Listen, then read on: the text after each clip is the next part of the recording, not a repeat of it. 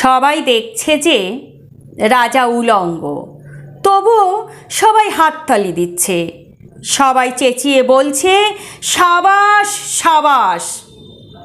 কারো মনে সংস্কার, কারো ভয়, কেউ বা নিজের বুদ্ধি অন্য মানুষের কাছে বন্ধক দিয়েছে, কেউ বা পরান্নভোজী, কেউ কৃপা প্রার্থী, উমেদার, প্রবঞ্চক।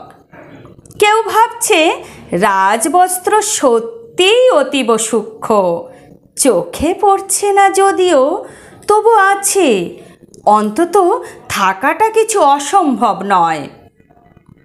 গল্পটা সবাই জানে, কিন্তু সেই গল্পের ভিতরে শুধুই প্রশস্তি বাক্য, উচ্চারক কিছু আপাদমস্তক ভীতু ফন্দিবাজ অথবা নির্বোধ স্তবক ছিল না।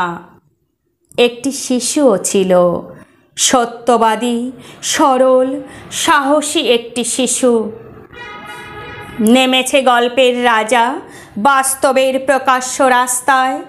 আবার হাততালি উঠছে মুহুর্মুহু, জমে উঠছে স্তবকবৃন্দের ভিড়।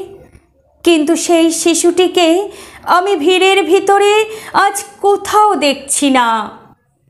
শিশুটি কোথায় গেল? কেউ কি কোথাও তাকে কোনো পাহাড়ের গোপন গুহায় লুকিয়ে রেখেছে? নাকি সে পাথর, ঘাস, মাটি নিয়ে খেলতে খেলতে ঘুমিয়ে পড়েছে কোনো দূর নির্জন নদীর ধারে, কিংবা কোনো প্রান্তরের গাছের ছায়ায়? যাও, তাকে যেমন করেই হোক খুঁজে আনো। সে এসে একবার এই উলঙ্গ রাজার সামনে নির্ভয়ে দাঁড়াক।